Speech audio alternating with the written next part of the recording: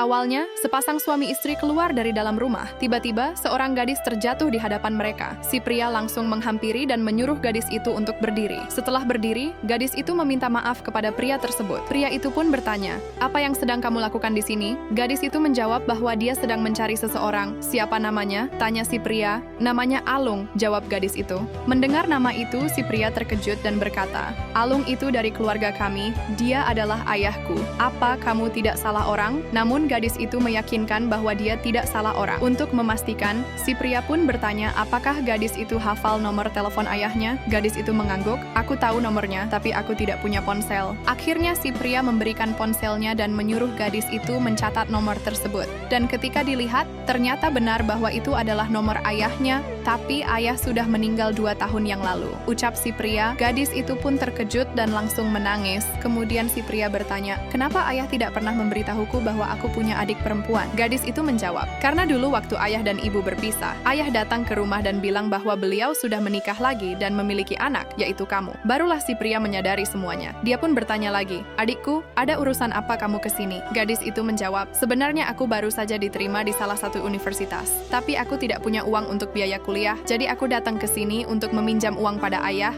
tapi ternyata ayah sudah meninggal." Si pria pun berkata, "Iya, jadi aku tidak bisa meminjamkanmu uang." Gadis itu pun mengangguk pelan dan berkata, "Kalau begitu, aku pulang saja." Namun saat gadis itu hendak pergi, si pria menahannya dan berkata, "Adik, aku memang tidak mau meminjamkan uang padamu, tapi bukan berarti aku tidak mau memberimu uang." Gadis itu terkejut mendengar ucapannya. "Berapa biaya kuliahmu?" tanya si pria. 8.000 yuan, jawab si gadis. Tanpa ragu, si pria mengambil kartu ATM-nya dan menyerahkannya kepada adiknya sambil berkata, "Di dalam kartu ini ada 80.000 yuan. Gunakan untuk biaya kuliahmu." Namun tiba-tiba, istrinya langsung merebut kartu ATM itu dan berkata dengan marah, "Kenapa kamu memberikan uang sebanyak itu kepada adikmu? Kita ini sudah berumah tangga." Si pria menjawab, "Apa salahnya? Dia juga adikku. Aku berhak membantunya. Sekarang dia hidup sendirian dan tidak punya siapa-siapa." Namun istrinya terus memaksa agar uang itu tidak diberikan. Kesal, si pria berkata, "Kita sudah menikah 7 tahun, tapi sifatmu kalah jauh dibanding adikku." Lalu dengan cepat, si pria merebut kembali kartu ATM-nya dan menyerahkannya kepada adiknya. Melihat hal itu, istrinya berkata, "Kalau begitu, aku akan menceraikanmu." Istrinya pun pergi begitu saja, tapi si pria mengabaikannya. Ia lalu mengajak adiknya pergi membeli baju baru,